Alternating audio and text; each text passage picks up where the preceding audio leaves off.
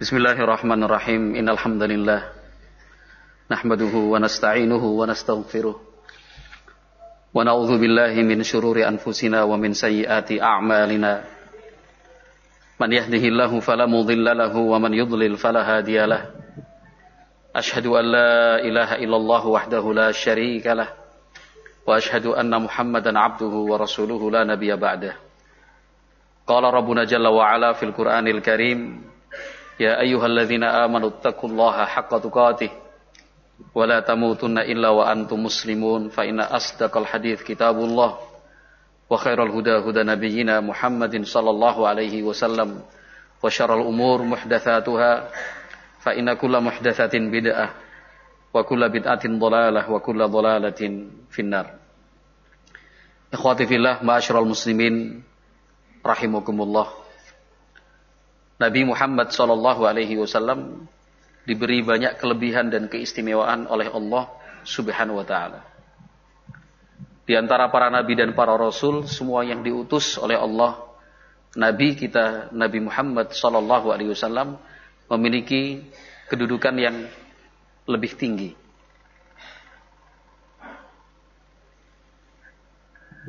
Memiliki kedudukan yang lebih tinggi. Sebagian ulama bahkan secara khusus menghimpun dan mengumpulkan ayat maupun hadis-hadis yang menjelaskan tentang keistimewaan dan kelebihan Nabi Muhammad sallallahu alaihi wasallam. Yang kemudian disimpulkan juga bahwa setiap kelebihan dan keistimewaan yang dimiliki oleh Nabi Muhammad sallallahu alaihi wasallam, maka sekaligus kelebihan dan keistimewaan umatnya. Maka kita sebagai umat Nabi sallallahu alaihi wasallam harus banyak-banyak bersyukur karena telah terpilih menjadi bagian dari umat Nabi Muhammad sallallahu alaihi wasallam. Di antara kelebihan dan keistimewaan Nabi Muhammad sallallahu alaihi wasallam adalah beliau diberi kesempatan untuk menyampaikan syafaat.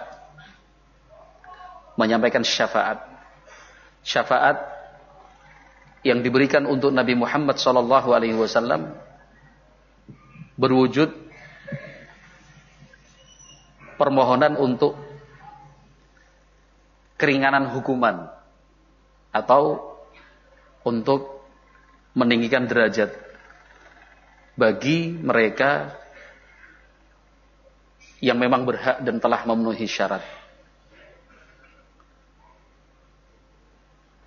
Sebagai umat Islam, Ahlus Sunnah wal Jamaah, kita beriman dan percaya bahwa pada hari kiamat nanti Nabi Muhammad sallallahu alaihi wasallam akan memberikan syafaatnya.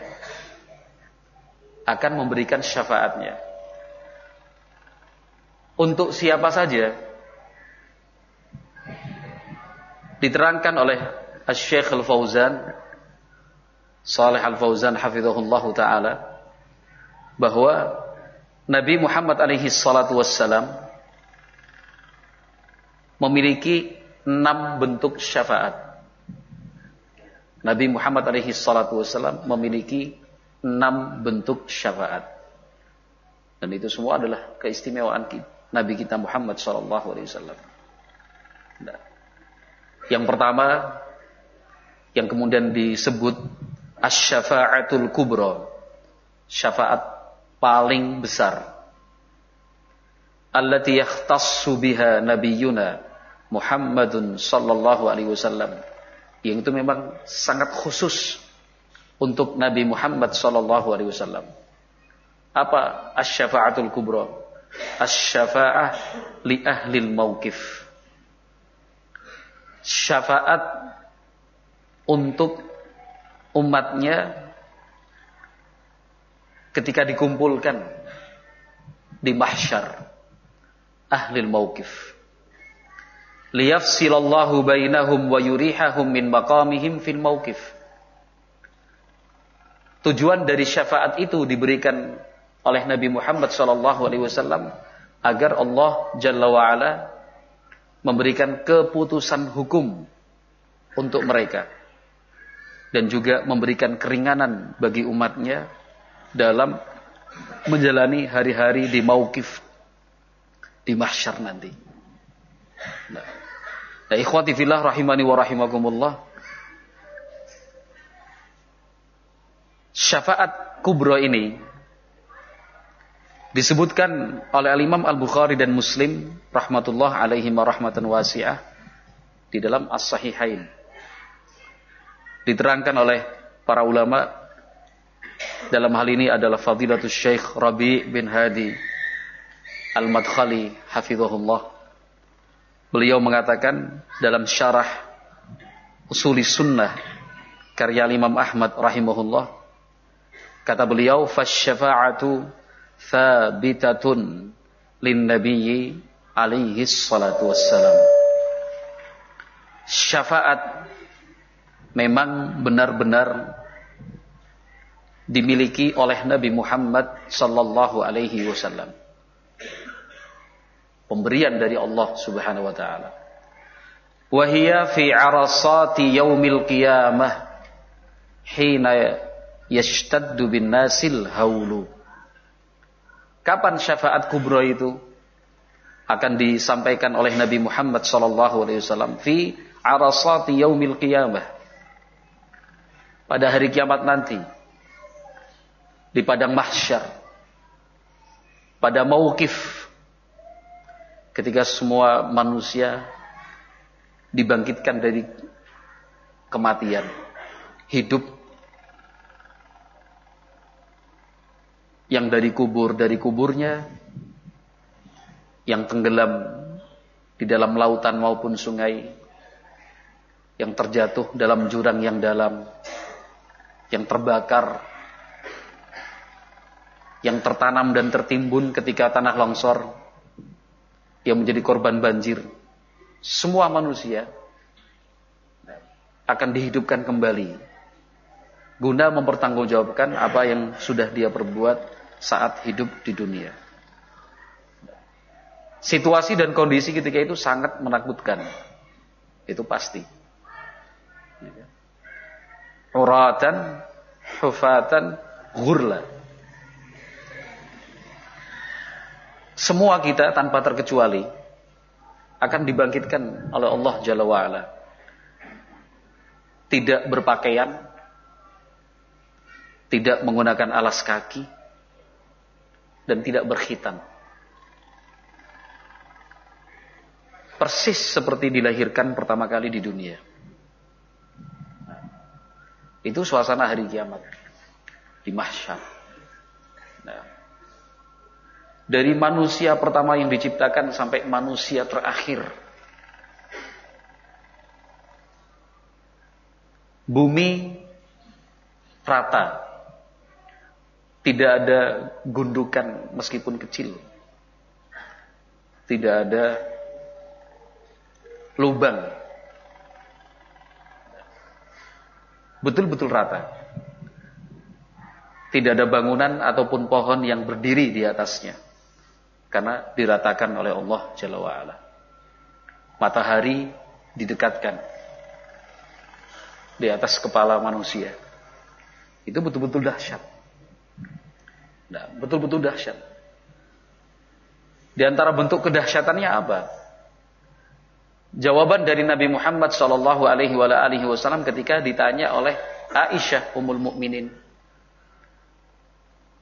Ketika Nabi Muhammad sallallahu alaihi wasallam menerangkan bahwa pada hari kiamat semua orang itu akan dibangkitkan dan dihidupkan lagi dalam keadaan tidak berpakaian, tidak beralas kaki, tidak berkhitan. Ditanyakan kepada Nabi Muhammad alaihi salatu wasallam, kalau begitu kondisinya, apakah nanti satu sama lain tidak saling melihat auratnya? Apa kata Nabi alaihi salatu wasallam? Al-amru yawma idzin asyad. Hari itu adalah hari yang sangat menakutkan. Orang tidak berpikir untuk memperhatikan yang lain. Padahal dalam posisi tidak berpakaian semuanya. Nah, likulli imri'in minhum yauma idzin sya'nun yughni. Masing-masing orang memikirkan dirinya sendiri, tidak akan berpikir tentang orang lain. Jangankan memikirkan orang lain, bahkan pada hari tersebut si anak lari menghindar menjauh dari orang tuanya. Seorang istri berpisah dengan suaminya. Suaminya pun seperti itu, seorang anak kepada orang tua, saudara kandung sama. Yauma yafirul mar'u min akhihi wa ummihi wa abihi wa sahibatihi wa banihi. Pada hari kiamat itu seseorang akan memikirkan dirinya sendiri.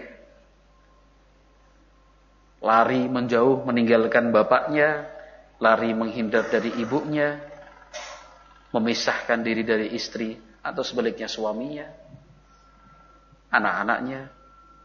Sangat dahsyat sekali. Dalam kondisi seperti itu, hinama yashtaddu bin nasil haulu, kata Syekh Rabi hafizahullah, pada saat umat manusia itu betul-betul merasakan dahsyatnya kiamat. Wa yadhhabuna ila Adam, thumma ila Nuhin, thumma ila Ibrahim, thumma ila Musa, thumma ila Isa. Umat manusia ramai-ramai berombongan mereka datang menemui Nabi Adam alaihi salam sebagai bapak umat manusia. Mereka menyampaikan, ya Adam anta abuna. Oh ya Adam, engkau adalah ayah kami semua. Nah, coba perhatikan dan lihat, saksikanlah kondisi kami sekarang ini. Sangat menakutkan. Betul-betul dahsyat. Mintalah kepada Allah Subhanahu wa taala agar memberikan keringanan untuk kami. Nabi Adam alaihi salam ketika itu menolak. Kenapa? Kata Nabi Adam, nafsi, nafsi. Kok berpikir tentang kalian? Nafsi, nafsi. Saya pun berpikir tentang diri sendiri. Karena saya sudah melakukan kesalahan. Melanggar larangan Allah Subhanahu wa ta'ala. Yang membuat beliau dikeluarkan dari surga, diturunkan ke atas dunia, ke atas bumi. Benar-benar bertaubat. Tetapi tetap saja ada kekhawatiran. Yang dikhawatirkan adalah kemurkaan dan kemarahan Allah Jalla wa'ala. Padahal sudah bertaubat. Allah terima taubatnya. Tapi masih berpikir. Kalau Allah marah. Jika Allah Subhanahu wa ta'ala kemudian murka. Nah, kata Nabi Adam alaihi salam, coba kalian temui Nuh. Karena dia adalah Rasul pertama yang Allah utus untuk umat manusia. Gantian mereka. Dari Nabi Adam alaihi salam, mereka mencari kemudian menemui Nabi Nuh alaihi salam. Yang disampaikan kepada Nabi Nuh sama dengan yang disampaikan kepada Nabi Adam alaihi salam. Wahai Nuh, lihatlah kondisi kami sangat menakutkan sekali. Mohonkanlah kepada Allah agar kondisi ini menjadi ringan. Dimudahkan. Nabi Nuh juga sama. Yang difikirkan apa? Nafsi, nafsi. Saya pun berpikir tentang diri sendiri. Tidak bisa memikirkan kalian. Memikirkan diri sendiri. Coba temui Ibrahim. Menemui Nabi Ibrahim. Nabi Ibrahim menyarankan untuk menemui Nabi Musa. Berpindah lagi menemui Nabi Musa. Kemudian Nabi Isa. Yang terakhir Nabi Muhammad sallallahu alaihi wasallam. Kulluhum ya'tadhiru bi'udhrin minal a'dharil ma'rufati fil hadith. Masing-masing nabi yang ditemui tadi menyampaikan alasannya, uzur. Kenapa kok tidak memberikan atau memohonkan kepada Allah Subhanahu wa taala agar situasinya menjadi ringan? Masing-masing memberikan uzur. Nabi Ibrahim alaihi salam mengatakan, saya sudah pernah berbohong. Padahal bohong yang dilakukan oleh Nabi Ibrahim alaihi salam bukanlah bohong seperti yang kita kenal, tapi sekedar tauriah. Contohnya ketika diajak untuk merayakan hari besar orang-orang musyrikin di zaman itu, Nabi Ibrahim menolak menghadiri perayaan. Yang disebutkan Nabi Ibrahim adalah inni saqim, sungguh saya sedang sakit. Yang difahami orang sakit adalah sakit fisik. Padahal yang diniatkan oleh Nabi Ibrahim ketika menyampaikan alasan sakit adalah sakit hati. Menyaksikan kesyirikan itu dilakukan. Itu Nabi Ibrahim alaihissalam merasa takut dan khawatir apabila Allah murka dan marah. Menunjukkan keimanan dan ketakwaan para nabi alaihimussalatu wassalam. Nabi Musa alaihissalam ketika ditemui oleh umat manusia juga sama. Menyampaikan uzur dan alasannya. Saya pernah membunuh. Padahal Nabi Musa telah bertaubat, Allah terima taubatnya, masih khawatir dan takut apabila Allah murka. Sampai kemudian umat manusia menemui Nabi Muhammad SAW, thumma yantahil amru ilan nabiyyi alaihi salatu wassalam. Setelah menemui Nabi Muhammad, fayaqulu ana laha. Kata Nabi Muhammad alaihi salatu wassalam, akan saya lakukan apa yang kalian minta. Wa yadhhabu fayakhirru sajidan tahtal arsy tawilan. Setelah ditemui oleh umat manusia tadi, Nabi Muhammad alaihi salatu wassalam kemudian sujud di bawah arsy tawilan, lama sekali. Bukan hanya sujud semenit, 2 menit, 3 menit, 4 menit seperti kita lakukan dalam salat. Tapi tawilan, sujudnya lama sekali. Kepada siapa Nabi Muhammad alaihi salatu wasallam bersujud? Kepada Allah Jalla wa'ala. Sujud. Wa yahmadullaha bimahamida la ya'rifuhal an. Nabi Muhammad alaihi salatu wasallam menyampaikan puji-pujian, sanjungan, bertahmid yang sekarang ini tidak bisa diketahui seperti apakah bentuk-bentuk pujian-pujian itu. Karena dalam riwayat disebutkan bahwa puji-pujian yang disampaikan oleh Nabi Muhammad alaihi salatu wasallam itu sebelumnya tidak dikenal. Kenapa? Saking banyaknya pujian-pujian itu. Nah, betapa indahnya puji-pujian yang disampaikan oleh Nabi Muhammad alaihi salatu wasallam. Wa innama yulhimuhullah iyyaha fi dzalikal waqt. Pada saat itu Allah Subhanahu wa taala memberikan ilham kepada Nabi Muhammad alaihi salatu wasallam untuk memuji.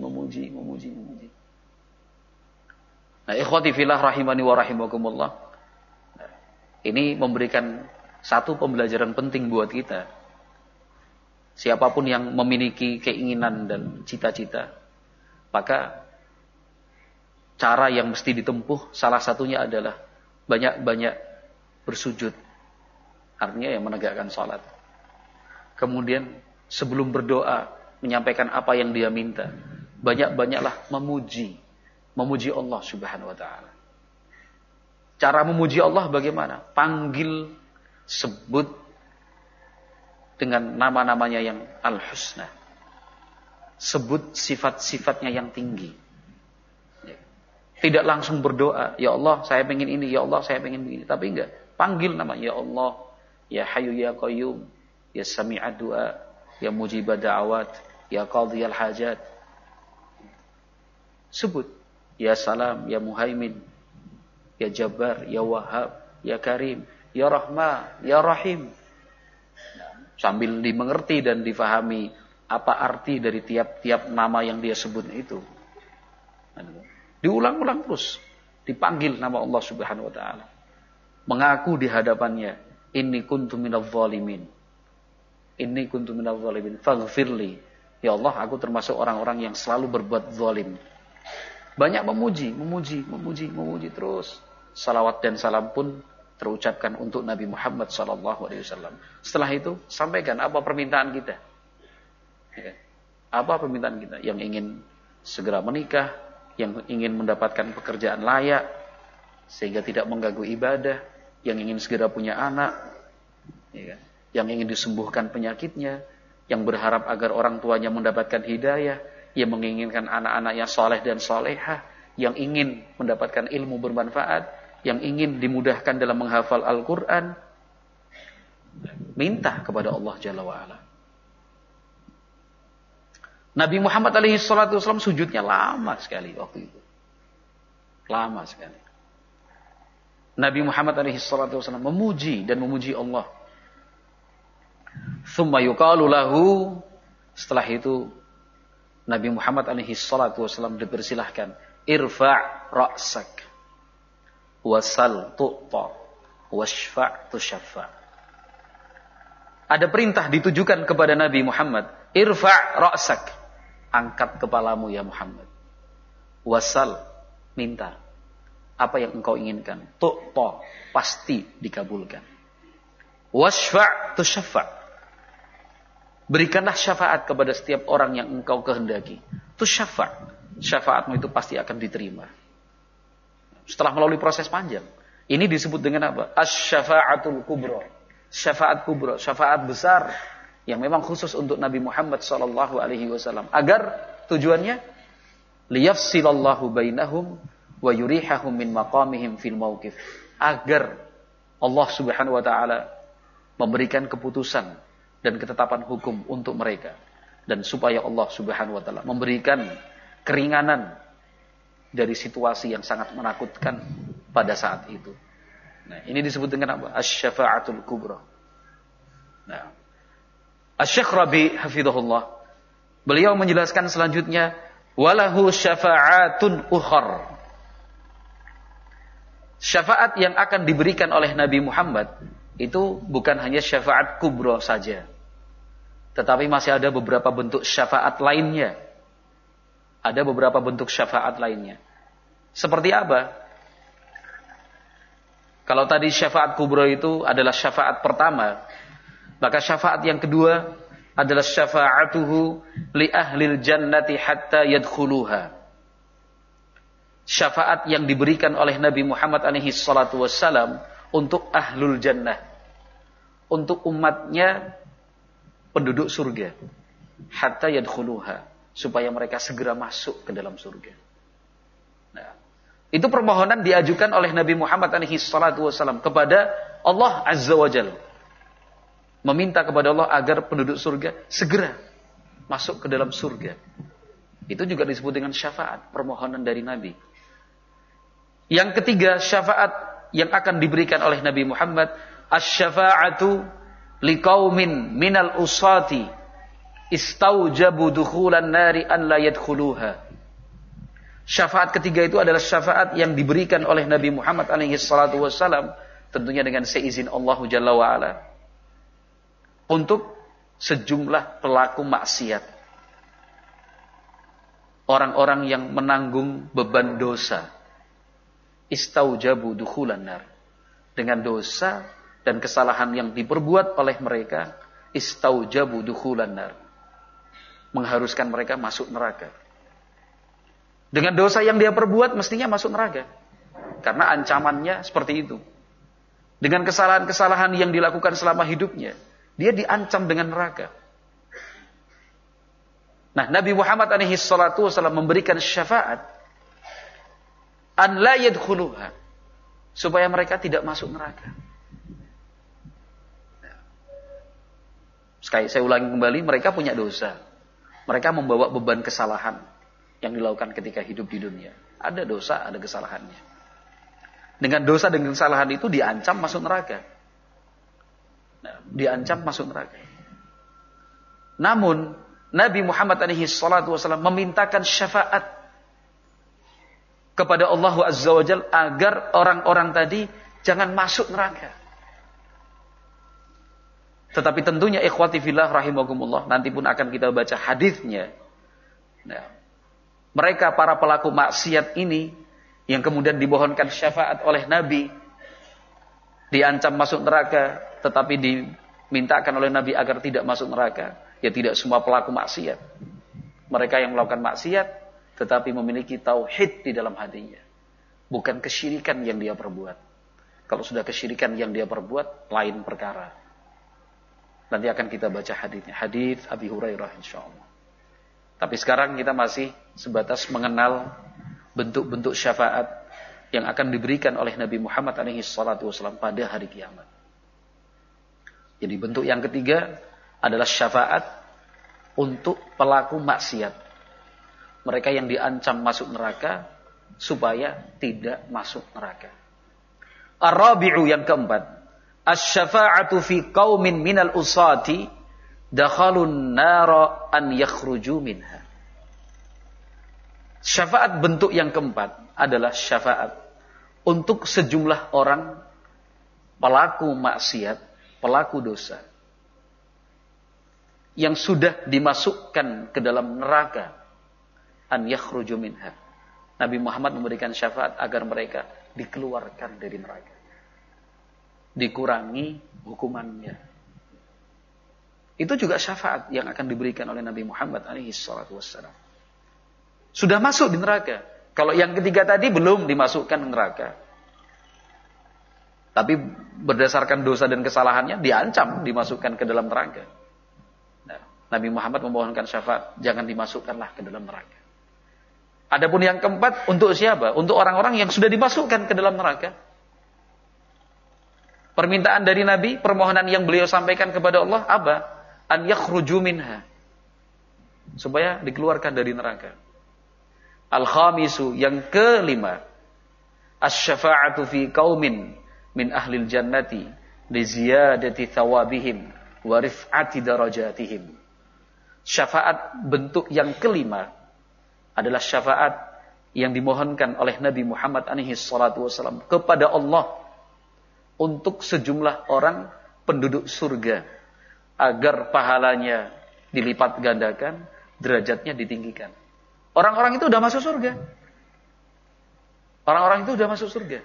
Kaum mukminin, orang-orang yang bertakwa. Tetapi surga itu kan bertingkat-tingkat. Surga itu bertingkat-tingkat. Nah, dengan iman dan takwanya, dengan ibadah dan amal salehnya, sejumlah orang menempati bagian surga yang telah dijanjikan.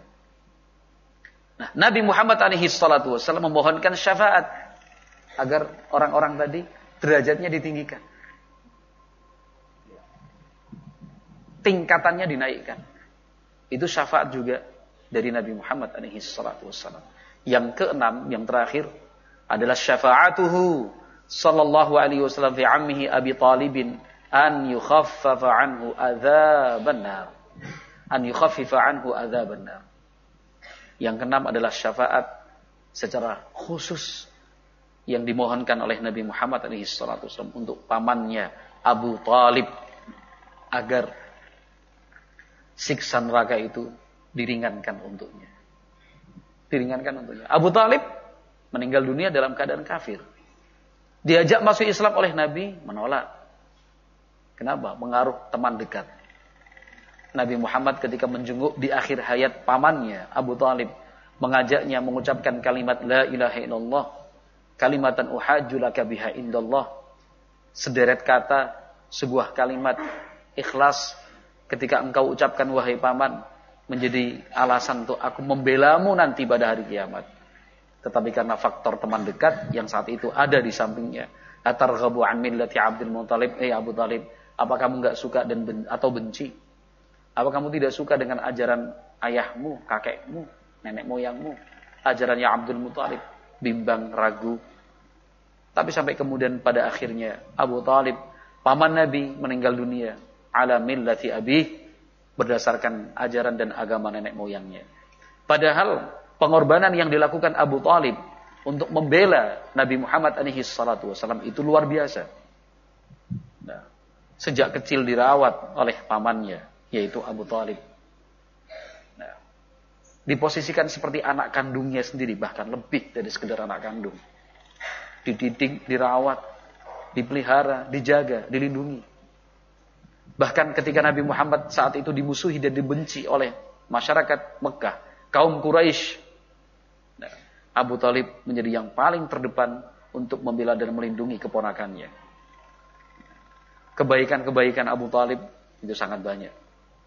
Namun tetap saja, karena meninggal dunia tidak di atas Islam, meninggal dunia masih di atas kekafiran, masuk ke dalam neraka. Walaupun demikian Nabi Muhammad SAW karena cinta dan sayangnya memohonkan syafaat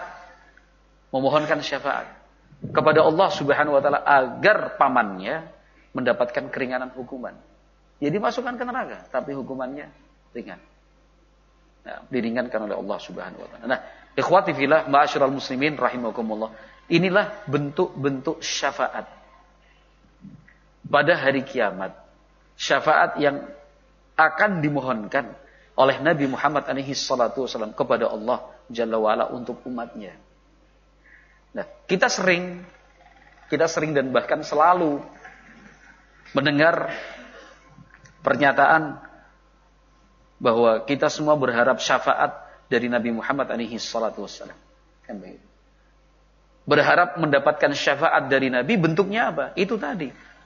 Siapa yang tidak berbahagia besok pada hari kiamat mendapatkan syafaat dari Nabi Muhammad SAW. Dosa dan kesalahan yang diancam neraka, mendapatkan syafaat dari Nabi, akhirnya tidak masuk neraka. Dengan dosa dan kesalahan yang diperbuat di dunia, Allah yang maha adil menghukumnya, dimasukkan ke dalam neraka. Tapi dengan sebab syafaat dari Nabi Muhammad, segera dikeluarkan dari neraka, diringankan hukumannya. Penduduk surga disegerakan masuk surga.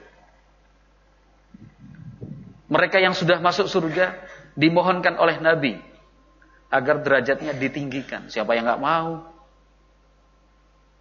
Semuanya pasti berharap mendapatkan syafaat dari Nabi Muhammad sallallahu alaihi wasallam.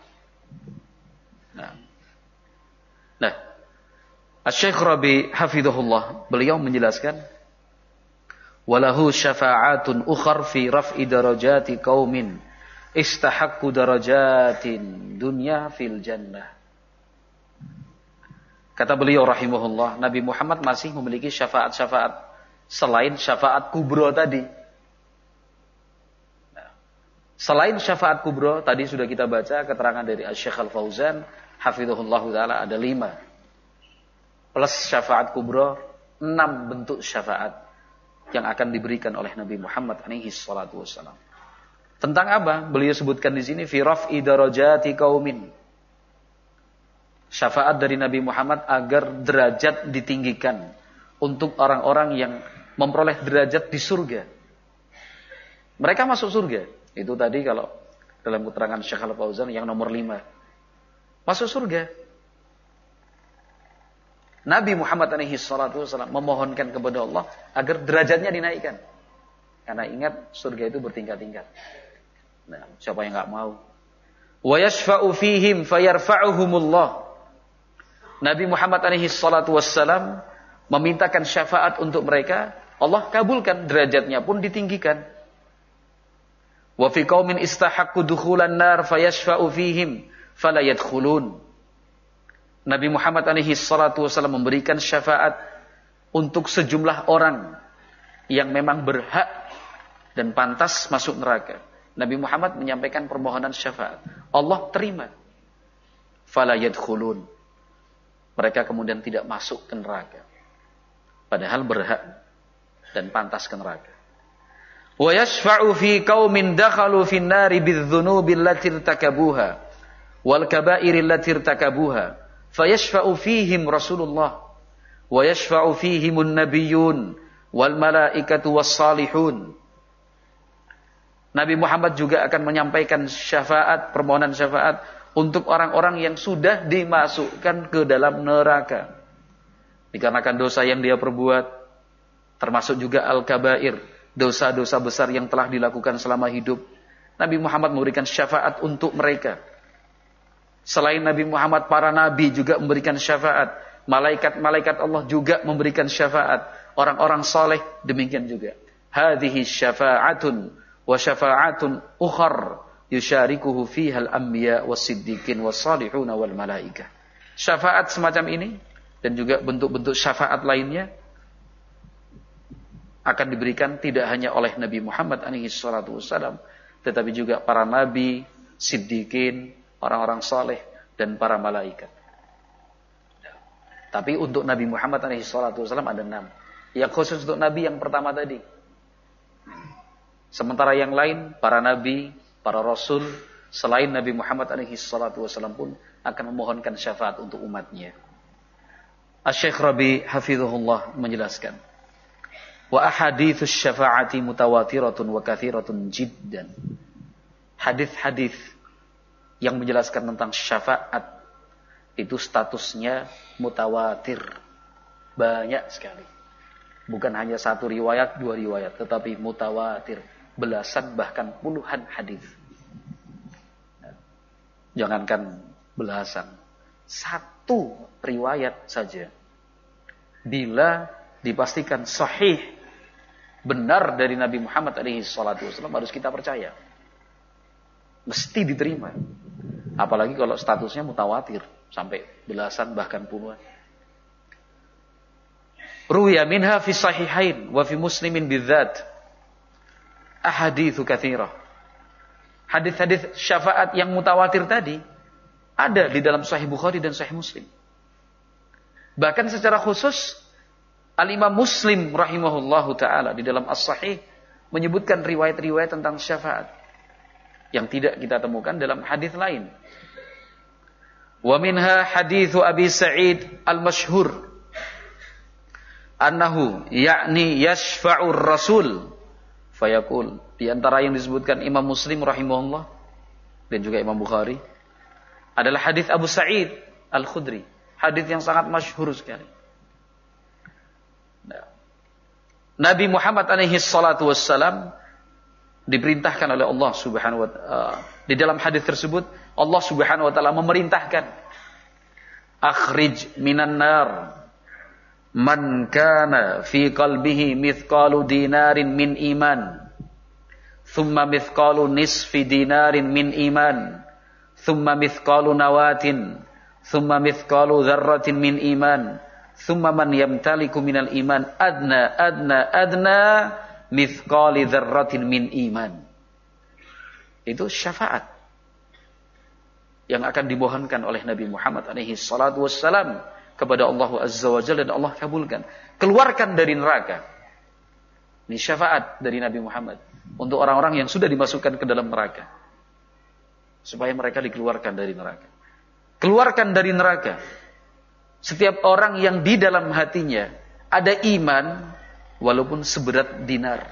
Artinya ringan sekali. Thumma mithqalu nisfi dinarin min iman. Keluarkan juga setiap orang yang ada di dalam neraka dan memiliki iman walaupun beratnya separuh dinar. Separuh dinar. Thumma mithqalu nawatin. Keluarkan juga dari neraka mereka yang sudah masuk di dalamnya sebagai penduduk neraka. Keluarkan dari neraka orang yang di dalam hatinya ada iman walaupun seberat biji kurma. Satu keping dinar lebih berat daripada satu bijinya. Bukan buah kurma, tapi bijinya yang ada dalam buah kurma itu. Dalam hatinya ada iman walaupun seberat biji kurma, keluarkan dari neraka. Tsumma mithqalu dzarratin min iman. Keluarkan juga dari neraka setiap orang yang dalam hatinya ada keimanan meskipun dzarrah. Dzarrah itu ada yang mengatakan biji sawi, ada yang mengatakan pasir, ada yang mengatakan atom. Yang jelas dzarrah itu kecil sekali, ringan. Sebiji sawi. Tsumma man yamtaliku minal iman, bahkan keluarkanlah dari neraka setiap orang yang masih punya iman adna mithqal dzarratin min iman. Lebih ringan dari biji sawi. Jadi ini syafaat yang akan dimohonkan oleh Nabi Muhammad SAW. Fallahu tabaraka wa ta'ala yukhrijul muwahhidina minan nar lima ma'ahu minal iman walau kana adna min mithqali dzarratin kama thabata dzalika fil ahaditsis sahihah. Allah Azza wa Jalla pada hari kiamat akan mengeluarkan orang-orang yang bertauhid dari api neraka. Orang-orang yang bertauhid akan dikeluarkan dari neraka dengan keimanan yang mereka punya, walaupun iman itu tipis sekali, tapi dia bertauhid. Ikhwati fillah rahimakumullah. Hadis-hadis syafaat padahal statusnya mutawatir, diriwayatkan oleh sahabat sampai puluhan. Ada juga yang mengingkarinya. Orang-orang Khawarij, kaum teroris yang sekarang ini banyak melakukan aksi pengeboman, pembunuhan, peledakan. Secara prinsip mereka menolak syafaat. Kaum Mu'tazilah, orang-orang Syiah Rafidhah banyak yang mengingkari syafaat Nabi Muhammad alaihi salatu wassalam. Kalau di zaman sekarang di sekitar kita MTA itu pimpinannya menolak syafaat. Ahmad Sukina, ya, Ahmad Sukina. Iya, Ahmad Sukina itu menolak syafaat. Alasannya apa? Ya sudah masuk neraka kok dikeluarkan. Padahal dalam Al-Quran dikatakan khalidina fiha abada. Mereka kekal selama-lamanya di dalam neraka. Ya dibacakan juga ayat tadi. Khalidina fiha abada. Kalau udah masuk neraka ya udah masuk neraka. Selama-lamanya dalam neraka. Syafaat tidak diterima. Dia tidak percaya. Ya. Padahal ayat itu diperuntukkan bagi siapa? Untuk orang-orang kafir. Iya kan? Sementara ayat maupun hadis-hadis Nabi alaihi salatu wasallam tentang syafaat itu akan diberikan buat siapa? Orang-orang yang bertauhid. Yang punya tauhid, tidak melakukan kesyirikan. Maka ketika sahabat Abu Hurairah bertanya kepada Nabi Muhammad alaihi salatu wasallam, "Ya Rasulullah, man as'adun nas bi syafa'atika yaumal qiyamah?" Dalam hadis yang diriwayatkan Imam Bukhari rahimahullah. Sahabat Abu Hurairah tanya kepada Nabi, "Wahai Nabi, yang paling berbahagia pada hari kiamat nanti karena mendapatkan syafaat darimu itu siapa?" Nabi Muhammad alaihi salatu wasallam menjawab, "Man qala la ilaha illallah khalisan min qalbih." Yang berhak mendapatkan syafaat pada hari kiamat adalah setiap orang yang mengucapkan kalimat la ilaha illallah. Apa hanya mengucapkan la ilaha illallah? Tidak. Kata Nabi, khalisan min qalbih, ikhlas dari hatinya. Tidak mungkin orang itu ikhlas mengucapkan la ilaha illallah tanpa mengerti makna dan kandungan la ilaha illallah. Cuma sekedar menyebut la ilaha illallah itu belum cukup untuk dikatakan khalisan min qalbih. Dia harus pelajari kandungannya apa, konsekuensi dari kalimat la ilaha illallah itu bagaimana. La ilaha illallah, tidak ada sesembahan yang berhak diibadahi. Tidak ada sesembahan yang berhak diibadahi. La ilaha, tidak ada. Illallah, kecuali Allah subhanahu wa ta'ala. Maka setiap bentuk ibadah harus diperuntukkan bagi Allah subhanahu wa ta'ala. Dipersembahkan untuk Allah subhanahu wa ta'ala. Itu yang namanya tauhid. Tapi ibadah sekecil apapun itu dan sesedikit apapun itu diberikan untuk selain Allah, berarti tauhidnya sudah rusak. Dia terjatuh dalam kesyirikan. Nah, tugas yang paling berat adalah memahami dan memahamkan. Yang disebut ibadah itu apa? Yang dimaksud ibadah itu apa? Banyak hal masuk dalam status ibadah, tapi dianggap biasa. Yang biasa. Sujud itu ibadah. Sujud itu adalah ibadah. Dari mana kita tahu kalau sujud itu adalah ibadah? Allah perintahkan untuk bersujud. Karena Allah perintahkan untuk melakukannya, berarti itu adalah ibadah. Sekarang pada praktiknya berapa banyak orang yang sujud kepada selain Allah subhanahu wa ta'ala. Sujud itu ibadah. Harus paham dulu. Sujud itu ibadah. Kenapa kita katakan ibadah? Karena Allah perintahkan kita bersujud. Karena itu ibadah, tidak boleh bersujud kepada selain Allah. Tidak boleh sujud kepada patung dan berhala. Tidak boleh sujud kepada ratu-raja sekalipun yang membawahi wilayah yang sangat luas sekali. Tidak boleh sujud di hadapannya. Nah, kepada ibu kandung sendiri pun nggak boleh. Ibu kandung, kan surga itu di bawah telapak kaki ibu. Pertama, riwayat itu lemah. Kurang bisa dibuktikan. Bahkan tidak bisa dibuktikan secara ilmiah. Pernah diucapkan oleh Nabi Muhammad SAW. Kalaupun benar, surga itu di bawah telapak kaki ibu bukan cuma sekedar sujud. Nah, tapi dengan berbakti kepada ibu, kepada orang tua. Apalagi ada larangan sujud kepada selain Allah subhanahu wa ta'ala. Nggak boleh. Lulus SMA, lulus kuliah, hari wisuda, resmi menjadi resmi lulus dari pendidikan militer, akpol maupun akmil, saking senangnya karena pemahaman yang keliru atau mungkin disampaikan oleh ustadz-ustadz yang memang tidak tahu. Akhirnya saking bangganya sujud itu, mencium kaki ibunya. Nggak boleh. Sujud itu adalah ibadah, nggak boleh untuk selain Allah Subhanahu wa taala. Rukuk, membungkuk itu juga ibadah. Rukuk itu ibadah. Dari mana kita tahu? Allah perintahkan warka'u ma'raki'in. Rukuklah bersama orang-orang yang rukuk. Rukuk posisi membungkuk begini, membungkukkan badan itu ibadah. Karena ibadah nggak boleh untuk selain Allah Subhanahu wa taala. Tapi kalau sebelum bertanding karate, ya kan, rukuk dulu, membungkuk kepada pelatihnya, tuan jurinya, bahkan kepada para penonton yang keliling. Nggak boleh. Syirik itu namanya. Syirik atas temen, lah iya memang atas kepriwe. Itu adalah ibadah kok, rukuk kok. Kan itu. Di Jepang budaya seperti itu ada. Bahkan sebagian orang karena nggak paham, bagus ya budaya di sana ya. Rukuk di sana itu ada, rukuk itu ada 3 cara menghormat kepada orang itu. Ada yang cuma berapa derajat, cuma begini. Itu tanda kita menghormati seseorang yang sepantar, seusia, sebaya, seleting.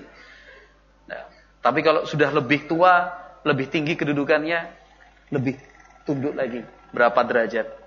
Sampai derajatnya itu 45 apa 90?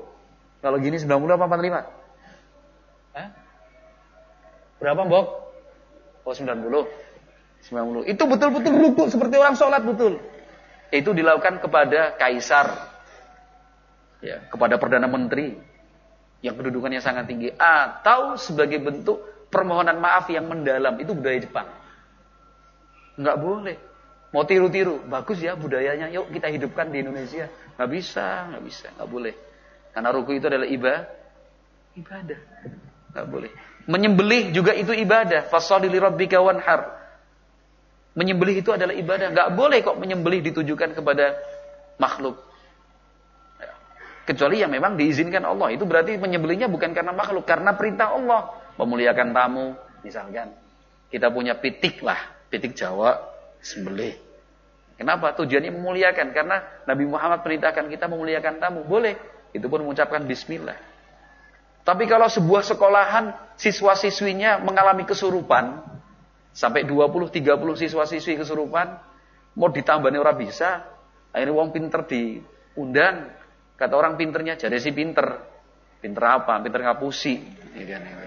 Katanya orang pinter ini harus disembelihkan ini seekor kambing, supaya yang jaga di sini sing bau reksa orang nesu.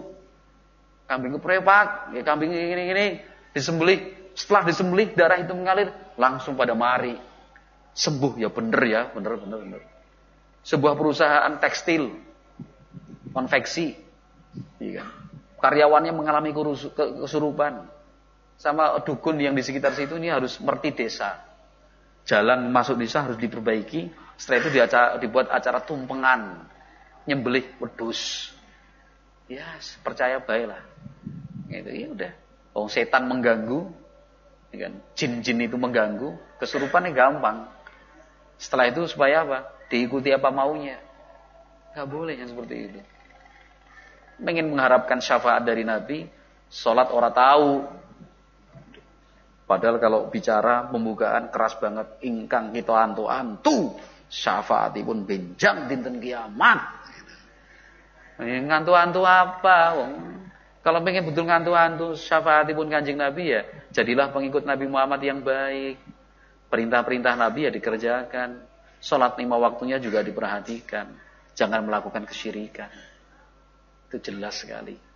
Nah, itu tugas kita bersama untuk memahamkan dengan cara yang baik, dengan langkah yang bijak, supaya orang tidak kemudian malah sakit hati atau tersinggung dengan apa yang kita sampaikan. Baik-baiklah kita menyampaikan, mudah-mudahan kita semua termasuk yang berbahagia pada hari kiamat nanti, mendapatkan syafaat dari Nabi Muhammad sallallahu alaihi wasallam. Kita cukupkan sekian. Subhanakallahumma wa bihamdik, asyhadu an la ilaha illa anta, astaghfiruka wa atubu ilaik. Assalamualaikum warahmatullahi wabarakatuh.